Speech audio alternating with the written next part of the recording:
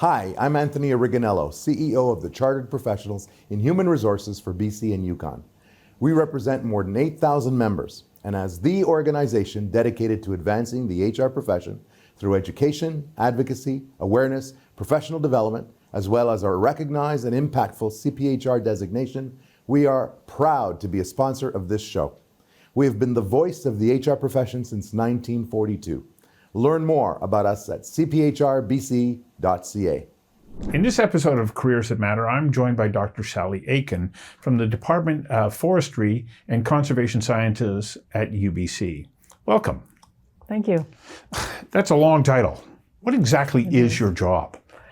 So I teach, first and foremost, I teach forest biology to undergraduate students at UBC. And so that, of course, is probably the most important thing that professors do. But I also have a research program focused on the genetics of forest trees and their past adaptation to climate and their ability to adapt to new climates. So you kind of have a two-part job. In a week, what portion of your time goes to the teaching side and what portion goes to the research side? Yeah. Well, that really depends on the week. Yeah. The term's in right now. Yeah. It's end of term. And so, right now teaching wins over. But over the course of a year, those two things are about equal for me and for most of my colleagues. So we spend about as much time on our research as we spend teaching. So when you're teaching, what does a day look like for you? Like, what are the things that you do and how many hours in the day are committed to that? Yeah, so currently I'm teaching a very large online course on forest biology to non-forestry students. So it's an elective for students from all kinds of programs across campus. And so days that I lecture, the class is twice a week. I get up and deal with emails as most people do, and I'll prepare for lecture, give that lecture, make sure I've got lots of time for questions and comments at the end. And then I'll move on to research activities. So that would look like writing. That would look like meeting with graduate students who have research projects underway, a lot of time editing and reviewing. So science is a collaborative effort. The publications that come out are the product of teamwork, and we spend a great deal of time providing input into each other's writing to make it as good and accurate and factual as it can be. Talking to people about analytical methods and results, or about new projects and how to design them, because we always want to make sure that projects are designed so that they will have as few biases as possible. They will be statistically robust, that we're using appropriate methods to analyze the data. And this is all part of the scientific method, where we really want to ensure that we're getting the best results possible. I think about the level of concentration that you have to have in the moment when you're doing the work, and how draining, and you say really, but concentrating is a very, very physically intense process. You're consuming massive amounts of glucose. And so how do you maintain your energy doing that through the day? Well, I run. Yeah. And so I'm a runner, and I feel like exercise is the way that you keep your brain healthy and moving. If I don't get a chance to exercise for a few days, I start going stir crazy. But I also think that my brain probably slows down. And also that time of, you can sit in front of the computer and work on things and think hard and think about how to do things differently or how to provide feedback. But sometimes you just need to get away from the computer and have the opportunity to have your brain function away from that. So for me, running or walking, that's a time for problem solving. So it's not that you're you're not officially working, you're not sitting there working, but your brain is really processing what you're working on. So in the work that you do then, are you ever able actually to like turn it off? Or is it always just... You know, I am a scientist. I think about science whether I'm sort of actively working or not. So do I ever turn it off? I do try to turn off the worry over getting everything done, you know, the worry over not having responded to that email or not having dealt with that issue that I've got to deal with, or, you know, I try to turn off the stress part, but I don't think the curiosity part ever turns off. And in fact, when I go for a run or a walk or a bike ride, I am in the forest. And so I'm always thinking about forests and how they function, always looking at plants flowering and mushrooms popping up and being impressed by really big trees, because how can you not get impressed with really big trees? How can you not? Yeah. So that's all part of, yes, I'm always that forest biologist. Okay, let's talk about your career path. Where'd you go to high school? I went to high school in Calgary. Yeah. And you graduate. I graduate. And did you have an idea, oh yeah, in a few years from now, I'm going to be a professor at University of BC in forestry and... So this seems ridiculous because most people don't have any idea when they're going off to university really what their career path is going to look like. But a few things happened to me when I was a kid. My father was a scientist. He was a geologist. And he encouraged me to read On the Origin of Species by Darwin when I was 10 or 12. And I was utterly fascinated. So I thought, evolution is so interesting. I want to work in this field. And then, being in Calgary, there were all kinds of people working in resource industry and oil and gas. And it seemed like working in an applied field of science maybe was more promising for a career than working in basic science. Now, I didn't know any biologists. I didn't really know if setting off in a career in sort of pure biology, what that would look like. But I thought, well, trees have DNA, and there's this whole thing called forestry that I don't really know much about, but I wanted to go to UBC.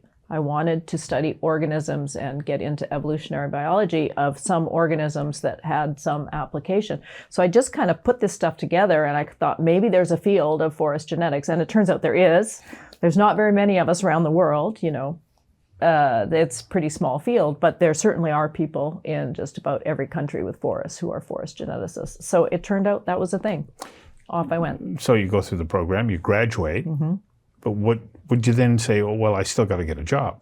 Where'd you go? Well, I wanted to go to grad school, and I always knew that. Yeah. And I had the privilege of growing up with a father who had a PhD and a mother who had a university degree. And so I had much more exposure to sort of what grad school was and things like that. And my father worked in the Burgess Shale when the Burgess Shale was opened up to find fossils. And so when I was 6 or 7 years old, I spent a month at the Burgess Shale. So all of those things led me to say, I'm going to get a PhD. And after being at UBC in the Faculty of Forestry, my dream was to come back and be a professor there. But that's a dream that is really not very likely to come true. In my case, it did, but it's, you know, to get a job in academia, you have to be willing to go anywhere that happens to have a job open in your field. So where'd you go to get your PhD? So I went to Berkeley, University of California, Berkeley. And I went there because I met a Norwegian forest geneticist who I ended up working for one summer. And he said, you must go and get your PhD at Berkeley. And so I thought, oh, okay, I'll see if that's a thing. And it turned out that was a thing. And I had a wonderful time there. I did a master's and a PhD there. What was your thesis? It was on. So my thesis was on, my PhD thesis was on this subspecies of lodgepole pine that is of absolutely no economic value whatsoever, but it grows in something called the pygmy forest, the Mendocino pygmy forest of California. So there's these ancient soils that are tremendously acidic, pH as low as 2.9. And there is a subspecies of lodgepole pine that can survive in those soils. But those trees, you know, they might be 100 years old and only be 1 meter or 2 meters tall because the soil conditions are so bad. There's aluminum toxicity. There's no available, you know, nitrogen, phosphorus, whatever. It's just a terrible situation to be a tree in, but these trees have adapted to those soils. So I studied that subspecies. And, wow, isn't that fascinating all on its own? So it was fun. It was a fun project. So the far off dream is coming back to UBC. What was the journey from completing your PhD to getting to UBC? So then I got a job at Oregon State University, and I was a grant-funded assistant professor there, meaning it wasn't a tenure track position. And that was working with the research cooperative. So I went from the trees in the pygmy forest to working for a research cooperative that consisted of government agencies and companies that supported genetics research and tree breeding research, specifically on Douglas fir. So I went from the least economically important tree probably that you could think of to the most important, economically important tree, at least in Washington and Oregon and coastal BC. Wow. Was there a stop along the way from that to UBC, or was that the next stop? UBC was the next stop. How fortunate. Yeah. So if you take a look at the arc of your career, like you wound up where you wanted to be, but you took some risks along the way. What do you think it is about you and your personality and your risk tolerance that you go, yeah, there's, and I ask this from the perspective of, let's say there's a young woman right now looking at you going, you know, Sally, I want to be you. What would you say was essential in your success? Well, I was from really, your career. Yeah, I was really lucky that I could follow my passion. And so there's some things that I had a lot of privilege. Okay, I came from a family with well-educated parents. I met many scientists as a child.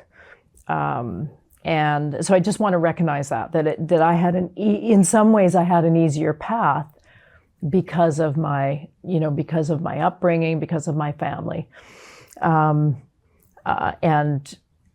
certainly because of my race in Canada at the time. So those things made it easier for me than for some. But it was a time when there were very few women. There were very few women in forestry. When I went through as an undergrad, the numbers of forestry students who are women was increasing rapidly. But before that, there were very, very few women, there were very few women professors. And so, I got used to being the only woman in the room. For years, I didn't notice if I was the only woman in the room. It was when there were other women in the room, it would be like, oh, wow, there's actually other women here. So I had jobs when I was a teenager that were very male dominated. I was a ski technician at one point, like working in a ski shop, putting bindings on skis. And I kind of followed, that sort of a path. But certainly there were struggles along the way. It wasn't always comfortable, but I'm pretty bullheaded, and I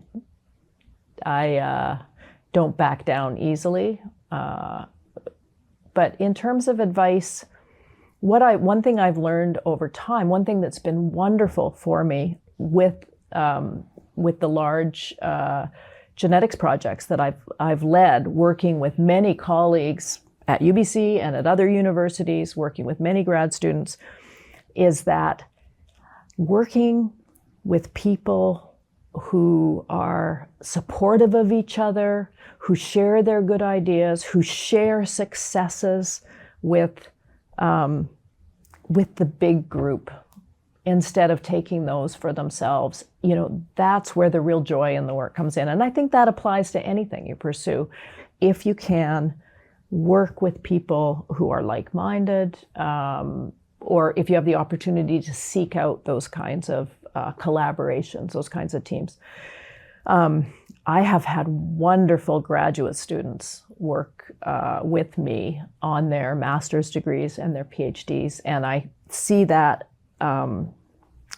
they have all been really great team members. And when I've looked at who I might accept as a graduate student, I'm always looking for a strong record of teamwork and that ability to work with others, to jump in and help others when they need that help. And that just leads to success in the long run. So that's been, I feel very privileged to have worked with the people that I've worked with. And really, they deserve the bulk of the recognition for any of the scientific advances we've made. Well, thanks for giving us an insight into your job and the path that brought you to it. Thank you. I really appreciate it. Yeah.